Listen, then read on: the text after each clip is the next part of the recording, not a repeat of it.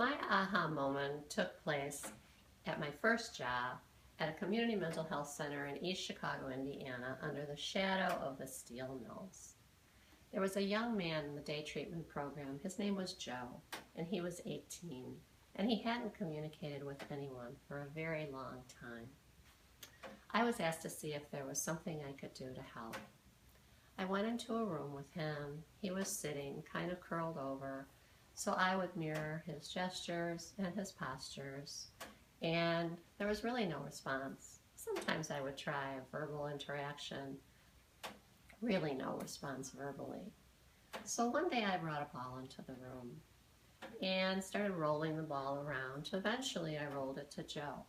Well, lo and behold, he rolled it back. We began rolling the ball back and forth to each other, and eventually we began throwing the ball back and forth to each other, from one corner of the room to the other corner of the room, throwing the ball back and forth 3 times a week, 30 minutes a time, for 2 years. This went on wordlessly until one day he stopped and held the ball, and he said to me, "Why are we doing this?" I lost my words. I didn't know what to say or what to do, and just sort of took a breath in and stuttered and stammered out something like, "Well, we had noticed that you really weren't participating with the group and you weren't in part of the activities, and we thought if you had something for yourself, that might be useful." He paused, he thought about it, he said, "Okay," and continued to throw the ball. Well, we did continue to throw the ball, but something had clearly shifted. We were able to say hello to each other, have a little bit of chit-chat and conversation, till eventually we were able to drop the ball and be with each other in relationship. Sometimes we would take small steps with each other, sometimes we would be side to side, and sometimes we would be facing each other. But for the first time, Joe was able to be having a relationship with someone.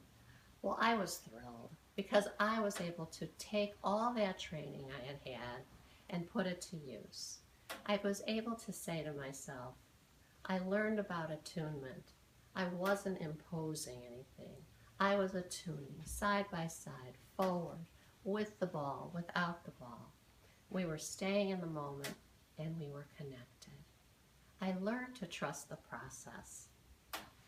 I learned also that I did not need to become attached to any outcome. The outcome came because we were in the present moment. This was so exciting. It was so exciting for Joe, and it was so exciting for me because he had a relationship. He had a relationship where he could trust and be heard and be felt. As Joe began to feel more comfortable, I noticed his body changed.